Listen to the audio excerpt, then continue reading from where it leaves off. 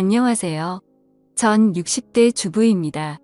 얼마 전 아이와 함께 앨범을 정리하다가 가족 사진을 보게 되면서 이런저런 얘기들이 생각나서 사연을 몇 장 적어봅니다. 사실 이 얘기는 저의 아이들도 그리고 남편도 모르고 저만 가슴속에 품고 살았던 얘기라서 조심스럽기도 하지만 언젠가 한 번쯤은 누군가에게 꼭 하고 싶은 얘기였기에 용기를 내봅니다. 어린 시절부터 제 인생은 막말로 진짜 모 같았습니다. 부모가 저를 버린 건지 아니면 돈을 벌러 떠난 건지 정확한 이유도 모른 채 교회 목사님 손에서 자랐습니다. 감사하게도 목사님은 저를 중학생이 될 때까지 돌봐주셨고 목사님의 자녀가 태어나면서 저는 고아원으로 보내졌습니다. 이렇게 성인이 되기 전까지 고아원에서 지냈고 20살이 될 무렵 저는 최소한의 퇴소 비용을 받아 고아원을 나오게 됐습니다. 제가 공부 욕심이 많았다 보니 대학은 꼭 가고 싶었는데 낮에는 돈을 벌어야 하니 선택지는 야간 대학본이었습니다. 결국 낮에는 공장에서 일하고 밤에는 대학을 다니면서 겨우 대학을 졸업했고 그 뒤엔 반도체 공장으로 옮겨서 3교대 근무를 했습니다. 그런데 이렇게 살다가는 죽도 밥도 안 될 것 같아서 공장을 관두고 큰 맘 먹고 공무원 시험 준비를 시작했습니다. 다행히도 3년 동안 공무원 시험을 준비해서 30이라는 늦은 나이에 공무원 시험에 합격할 수 있었습니다. 다른 친구들은 결혼을 하고 아이를 낳고 가정을 꾸릴 때 전막 사회생활을 시작하려 했는데 혼자 지쳐진다는 생각이 들었지만 힘들게 시험에 붙었으니 무슨 일이 있어도 퇴직하기 전까진 일을 하려고 했죠. 저는 한 지역의 시청에서 근무했는데 시민들의 민원을 처리해주는 부서에 처음 발령을 받았습니다. 안 그래도 소심하고 낯을 많이 가리는 성격인데 사람들을 상대하려니 너무 힘이 들더라고요. 일하는 내내 두통에 시달렸고 퇴근을 하면 즐거운 게 아니라 다음날 출근할 생각에 불안 증세가 몰려와서 손이 떨리고 밤에 잠을 이루지 못했습니다. 안 그래도 소심하고 낯을 많이 가리는 성격인데 퇴근을 하면 즐거운 게 아니라 손이 떨리고 그러던 어느 날 민원 처리를 하고 있는데 한 남자가 서류를 들고 와서 몇 가지 문의를 해왔습니다. 그 남자의 물음에 답을 해주는데 갑자기 정신이 몽롱해지면서 잠이 오는 겁니다. 그렇게 전 그 자리에서 쓰러졌고 눈을 떠보니 병실에 누워 있었습니다. 그런데 제 앞에는 낯선 남자가 서 있는 겁니다. 정신을 차리고 자리에서 일어나려고 하니 지금 일어나실 수 있겠어요? 좀 더 쉬셔야 할 것 같은데라고 하며 저를 일으켜주는데 낯선 남자의 터치가 조금 불편해서 제가 몸을 뒤척이니 좀 더 쉬셔야 할 것 같은데 제가 몸을 뒤척이다. 아, 죄송합니다. 저 누군지 모르시겠죠? 저 아까 시청에서 서류를 떼려고 했는데 갑자기 제 앞에서 쓰러지시는 바람에 우선 놀라서 제가 응급차 타고 같이 왔어요. 직원분들이 올 상황이 아닌 것 같아서 라고 자기 길을 소개하더라고요. 저는 감사한 마음에 퇴원 처리를 하고 그분에게 연락처를 물었습니다. 그래도 저 도와주신 분인데 식사 대접이라도 해야 할 것 같아서요. 그리고 일주일 뒤 그 남자와 저녁 식사를 하는데 사람이 너무 자상하고 괜찮더라고요. 그 남자는 아버지와 함께 작은 사업을 하는 남자였는데 겉모습만 봐도 저와는 너무 다른 세계에 사는 사람 같았습니다. 깔끔한 스타일의 옷도 유명 브랜드를 입고 다니고 누가 봐도 곱게 자란 티가 났죠. 몇 번 만나면서 저는 그 남자에게 호감을 느꼈지만 만나면 만날수록 욕심을 내면 안 될 것 같다는 생각이 들더라고요. 전 친인척 하나 없고 부모도 없는 고아원 출신의 재산이라고는 제가 월급 파서 모은 돈이 전부였으니까요. 이제 겨우 시험에 붙어서 작은 원룸 하나 마련하기까지 너무 오랜 시간이 걸려서 그런지 그 멋진 남자 앞에만 있으면 제가 너무 작아지는 느낌이 들었습니다. 하지만 그 남자와 한 달 정도 만나면서 몇 번이나 헤어지자고 얘기하려 했지만 도저히 용기가 나지 않았습니다. 그런데 하루는 남자가 집업일 하면서 잠깐 나와달라고 하더라고요. 남자는 차 안에서 저를 기다리고 있었는데 제가 차에 타자마자 저에게 입을 맞추더니 정식으로 연인이 되고 싶다고 하는 겁니다. 전 그 얘기를 듣고 펑펑 울어버렸습니다. 나같이 볼품없는 사람을 사랑해주는 사람이 나타나니 괜스레 눈물이 나더라고요. 전 그렇게 그 남자를 받아주기로 했고 1년 연애 끝에 저희 두 사람은 결혼을 약속했습니다. 저야 부모님이 안 계셔서 저만 좋으면 결혼을 할 수 있었지만 문제는 남자의 어머니였습니다. 결혼을 반대하는 이유는 단지 제가 고아라는 것 때문이었습니다. 어머님을 이해 못하는 건 아니었지만 고아가 된 게 제 탓도 아니고 저만 나 보지도 않겠다고 하시니 솔직히 억울하긴 하더라고요. 하지만 아버지는 달랐습니다. 오히려 제가 고아로 자랐는데 혼자 공부해서 공무원까지 됐다고 하니 따구가 있어 보인다며 저를 먼저 만나보고 싶다고 하셨다는 겁니다. 이렇게 아버님과 처음으로 식사 자리가 마련됐고 저를 보며 환하게 웃어주셨던 미소가 아직도 생각이 납니다. 거기에 술이 한 잔 들어가니 저도 마음이 편해지고 아버님께서 저에게 도마를 놓으시니 마치 이 결혼을 정말 허락받은 것 같은 생각이 들었습니다. 아버님이 잘해주시니 저도 그만큼 해드리려고 정말 많이 노력했습니다. 결혼하기도 전이었지만 먼저 연락도 드리고 선물도 드리고 단둘이 만나서 식사도 하고 아버님은 그런 제가 정말 마음에 드셨는지 얼른 결혼식을 준비하라고 하시더라고요. 어머님은 자기한테 맡기라면서요. 결국 저희 두 사람은 아버님을 등에 업고 결혼식을 올릴 수 있었고 감사하게도 작은 신혼집까지 마련해 주셨습니다. 대신 조건이 있었습니다. 제가 몸이 많이 어약한 편이다 보니 아버님께서는 일을 관두고 남편은 애조하길 원하셨습니다. 대신 무슨 일이 생기면 본인에게 바로 얘기하고 책임까지 져주시겠다고 약속을 했지요. 저 말을 듣고 솔직히 고민을 안 했다면 거짓말입니다. 공무원이 되겠다고 고생한 3년이 주마등처럼 스쳐갔지만 저도 이제 남들처럼 가정이 생겼고 제 미래를 이 가족에게 바쳐도 괜찮을 것 같다는 생각이 들었습니다. 솔직히 남편 사업이 꽤 잘 되기도 했었고 적어도 돈 때문에 마음고생할 일은 없어 보였기 때문이죠. 전 사직서를 제출했고 시댁 근처에 신혼집을 얻어 남편과 행복한 신혼생활을 보냈습니다. 하지만 점점 남편은 변해가기 시작했습니다. 누구보다 저를 사랑해 줄 것 같던 사람이 외박은 점점 잦아지고 연락도 잘 되지 않았습니다. 제가 조금이라도 잔소리를 하면 바로 손이 올라왔고 폭력을 쓰려 하더군요. 전 그럴 때마다 아버님을 찾아갔고 아버님께서는 저 대신 남편에게 쓴소리도 하고 혼을 내기도 하셨습니다. 그렇게 결혼 3년 차쯤 됐을까 드디어 사건이 터졌습니다. 점심때 친구와 만나기로 한 약속 장소는 남편 회사 근처였습니다. 친구와 점심을 먹고 남편이랑 커피 한잔 하려고 휴대폰을 꺼내든 순간 전제 눈을 의심했습니다. 남편이 낯선 여자의 허리를 감고 길을 걷고 있더라고요. 멀리 있어서 흐릿했지만 분명 제가 아침에 챙겨준 셔츠에 신발 그리고 제 키까지 누가 봐도 남편이었습니다.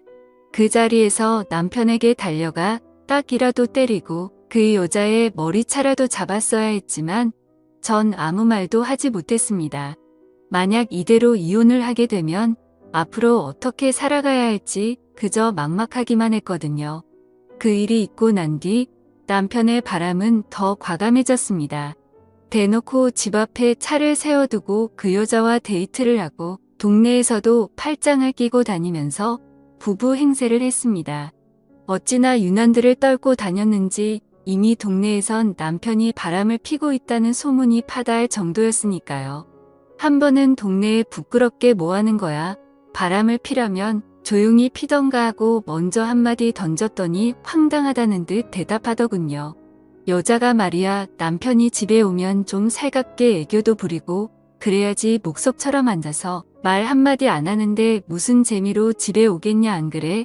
저 말을 듣는데 기가 막히더군요. 마치 자기가 바람을 핀 이유가 저 때문이라는 것처럼 말을 하고는 문을 쾅 닫고 나가버렸습니다. 저는 저 말을 꺼내기까지 몇 날 며칠을 고민했는데 고작 돌아오는 대답이 저 따위라니. 이대로 집에 혼자 있으면 이대로 제가 죽어버릴 것만 같아서 누군가에게 위로받고 싶었지만 전화 한 통 걸 곳이 없었습니다. 전 결국 시댁에 모든 사실을 다 얘기했고 어머님은 남자가 사업을 하다 보면 그럴 수도 있는 거라며 그냥 잊고 살라고 하는 반면 아버님은 달랐습니다. 이 새끼 저 새끼 이대 담지 못할 험한 욕을 하시더니 남편에게 전화를 걸어 당장 집으로 오라고 하시더군요. 그날 밤 남편은 밤새도록 아버님에게 두들겨 맞았습니다. 마음 같아서는 당장 이혼이라도 하고 싶었지만 뱃속에 아이와 직장도 없는 제가 갈 곳이 없었기에 섣불리 이혼 얘기는 꺼내지도 못하겠다고요. 아무 말도 못하는 저를 보고 아버님은 허튼 생각하지 말고 신혼집 정리하고 여기로 들어와라. 내가 저놈은 무슨 일이 있어도 버릇을 고쳐놓을 테니 나만 믿고 들어와라고 하시더군요. 평소 아버님 말이라면 꼼짝을 못하던 남편은 일주일 만에 신혼집을 정리했고 저희 부부는 결국 시댁으로 들어오게 됐습니다. 아버님 말대로 시댁으로 들어오니 남편이 꼼짝을 못하더라고요. 그렇게 5년 정도 그 집에 살면서 아이도 출산했고 크고 작은 사건들은 있었지만 그냥 남들처럼 평범한 날들을 보냈습니다. 저는 평소처럼 아이를 어린이집에 데려다주고 집으로 돌아오는 길이었습니다. 깜빡하고 열쇠를 안 가지고 와서 밖에서 문을 두드렸는데 인기척이 없는 겁니다. 분명 어머님이 집에 쉴 시간인데 아무 소리도 들리지 않길래 어머님께 전화를 걸었지만 받지 않으시더라고요. 괜스레 불길한 예감이 들어 열쇠 수리공을 불러 문을 열었습니다. 그런데 현관문을 여는 순간 저는 너무 놀라서 제자리에 주저앉아 버렸습니다. 어머님이 가슴을 부여잡고 문 앞에 쓰러져 계시는 겁니다. 놀란 저 대신 열쇠 수리공이 119에 신고를 해주었고 응급차를 타고 가면서 가족들에게 전화를 걸었습니다. 안녕하세요. 전 60세 전화를 받은 가족들이 모두 병원으로 모였지만 이미 병원에 도착했을 때 어머님은 심장은 멈춰 있었습니다. 평소 혈관 질환을 갖고 계셔서 건강에 주의를 했지만 급성 심근경색으로 돌아가셨다는 얘기를 듣게 되었습니다. 너무 갑작스러운 죽음 앞에 가족들 모두 슬픔을 감추지 못했고 아버님은 어머님 손을 잡고 펑펑 우셨습니다. 그렇게 갑작스레 어머님이 돌아가시고 난 뒤 아버님의 건강도 급격히 안 좋아지기 시작했습니다. 신우들은 이미 결혼을 해서 아버님을 모실 수 없다는 입장이었고 제가 집에 있으니 요양보호사는 부르지 말자고 하더군요. 결국 전 아버님과 함께 살며 아버님의 수발을 들었습니다. 매니마다 식사를 챙겨드리는 것은 기본이었고 관절염이 심해지셔서 거동이 불편하신 아버님은 휠체어 생활을 하셨는데 화장실에 가실 때나 밖에 볼 일이 있으실 때도 항상 제가 아버님을 모시고 다녔습니다.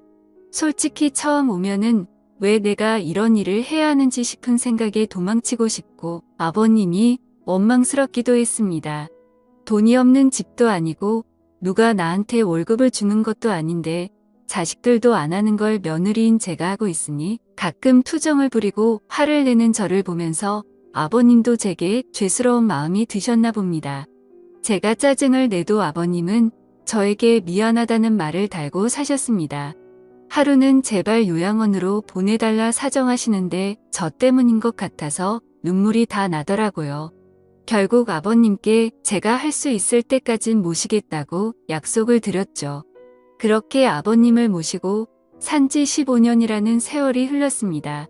서로 살부비며 살다 보니 아빠와 딸처럼 정말 망역한 사이가 되었고 신기하게도 아버님이 점점 건강을 되찾으시는 게 눈에 보였습니다. 낮에는 저랑 같이 밖에 나가서 같이 산책도 하고 바람도 좀 쐬면서 즐거운 시간을 보내는 반면 밤만 되면 저랑 남편을 빤히 저를 쳐다보시기만 하고 묻는 말에는 대답도 하지 않으시더라고요. 그리고 새벽부터 일어나서는 방 안에서 혼자 어머님의 이름을 부르면서 막 울부짖기도 하셨습니다. 하루는 남편이 조심스럽게 먼저 제게 말을 꺼내더라고요. 여보, 내 생각엔 아버지 치매 같은데 좀 이상하잖아. 대답도 잘 안 하고 말도 잘 못 알아듣는 것 같은데 낮에 시간 될 때 당신이 모시고 병원 좀 가봐. 거참 노인네. 이젠 하다하다 머리가 말썽이네. 제가 치매 노인을 겪어본 적은 없지만 치매라기엔 아버님은 저와 대화도 잘하시고 장난도 잘 치셨는데 남편이 저렇게 얘기하는 걸 보니 맞는 것 같기도 하고 좀처럼 감을 잡을 수가 없더라고요. 날이 밝으면 아버님을 모시고 병원에 가야 하나 생각하고 침대에 누워 잠이 들렸는데 밖에서 인기척이 들리는 겁니다.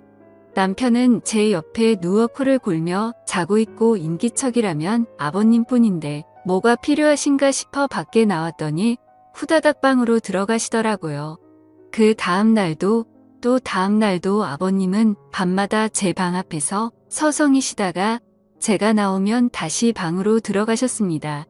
왜 저러시는 건지 궁금하면서도 별별 생각이 다 들더군요.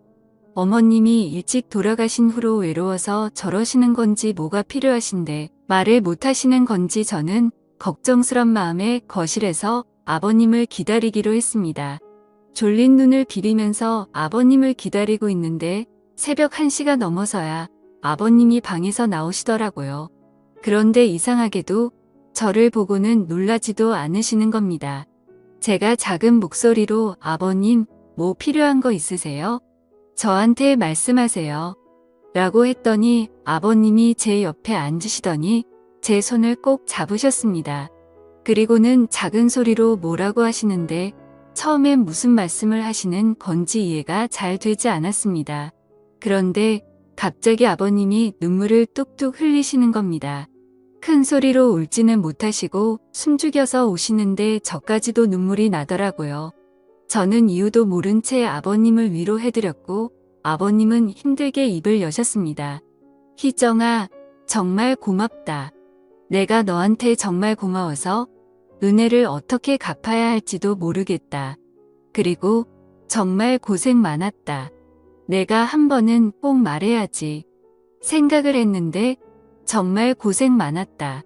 라고 말씀해 주시더라고요. 15년이 넘는 시간 동안 아버님을 모시고 살았지만 미안하다는 말뿐 고맙다거나 고생했다는 말은 한 번도 해주신 적이 없으셨거든요. 제가 아버님 앞에서 울자 아버님은 저를 꼭 안아주셨습니다. 그리고는 몇 시간 동안 이런저런 얘기들을 나눴지요. 그리고는 동이틀 무렵 아버님은 저에게 작은 종이 한 장을 보여주셨습니다. 그 종이 속에는 유언장이라는 세 글자가 적혀 있었습니다. 그리고 그 유언장에 적힌 내용을 보고 저는 깜짝 놀랄 수밖에 없었습니다. 아버님이 가지고 계신 재산의 일부만 남겨두고 모두 저에게 위임하고 싶다는 내용이었습니다. 가슴에 손을 얹고 저는 돈을 바라고 아버님을 모신 것이 아니라 정말 제 아버지라는 생각으로 아버님을 모신 건데 그 유언장을 보고 마음이 너무 무거워졌습니다. 아버님, 제가 이런 걸 바라고 아버님과 함께 지낸 게 아니에요. 아버님은 그냥 제 아버지나 다름없으시고 제가 잘해드린 것도 없는데 라며 말끝을 흘렸지요. 그럼 알지 내가 왜 그걸 모르겠니? 자식들도 다 마다한 걸 며느리인 내가 해줬으니 거절 말고 받아라. 내 평생 은혜를 갚으려면 이걸로도 많이 부족하다만 이렇게라도 해야 내 마음이 편해질 것 같다. 말씀하시고는 방으로 들어가셨습니다. 그 일이 있고 난 뒤 저 남편 아버님 모두 아무 일 없다는 듯 평범하게 지냈습니다. 저도 아버님도 그날 일에 대해서는 얘기를 꺼내지 않았지요. 그리고 3년 뒤쯤 아버님의 아침상을 차려서 방으로 가지고 들어갔는데 아버님께서 누워서 눈만 껌뻑껌뻑 하시는 겁니다. 아버님 일어나서 식사 드세요. 마늘 장아찌 좋아하셔서 그거 만들었어요. 하고 말씀드리는 순간 헛기침을 크게 하시더니 그 자리에서 숨을 거두셨습니다. 저는 아버님을 끌어안고 펑펑 울었고 결국 아버님의 인종을 지킨 며느리가 됐습니다. 아버님 장례를 치르고 물건들을 정리하는데 신우들이 집으로 몰려왔습니다. 아버지 유언장을 발견했다는데 신우가 갖고 있는 유언장에는 재산의 10%를 자식 셋이 나눠 갖고 나머지는 아버님께서 평생 후원해 오신 보육원에 기부하겠다는 내용이었습니다. 그 유언장을 보고는 세 남매는 아버님을 원망하는 곡소리를 냈고 그 모습을 보면서 저는 그 모습을 멀뚱멀뚱 바라만 보고 있었습니다. 물론 아버님이 제게 주신 유언장 얘기는 굳이 하지 않았지요. 어차피 제 돈도 아니었고 아버님께서 좋은 일에 쓰시겠다고 결정하셨으니 그 뜻을 따르는 게 맞다고 생각했거든요. 그리고 한 달 정도 시간이 흐르고 우리 집으로 웬 남자가 한 명 찾아왔습니다. 그 남자는 자신을 변호사라고 소개하고 작은 명함과 함께 재산 위임장과 이혼 서류를 제게 건네주었습니다. 알고 보니 살아생전 아버님께서 변호사를 통해 유언장을 미리 전달해 두셨고 재산 위임 조건은 남편과 이혼하는 것이라고 하셨답니다. 이 사실은 돌아가신 아버님과 변호사 그리고 저만 알고 있으니 걱정하지 말라고 얘기하시는데 전 그 자리에 주저앉아 펑펑 울어버렸습니다. 아버님 바람대로 전 짐을 싸서 그 집을 나왔고 아버님이 남겨주신 재산으로 작은 아파트 한 채를 구입했습니다. 그리고 남편에게는 이혼 서류를 우편으로 보냈습니다. 다행인지 불행인지 남편은 별말 없이 동의했고 저희 부부는 그렇게 합의하에 이혼을 하게 됐지요. 벌써 아버님이 돌아가시고 남편과 이혼을 한 지 5년이 지났습니다. 전 지금도 아버님 일이 되면 저 혼자 작게 제사를 지내고 가끔 산소에 찾아뵙고 인사도 드립니다. 비록 제가 며느리로 아버님을 만났지만 친부모보다 저를 예쁘게 해주시고 사랑해주신 아버님에게 기회를 통해 정말 감사하고 사랑한다고 말씀드리고 싶습니다. 아버님 정말 감사합니다.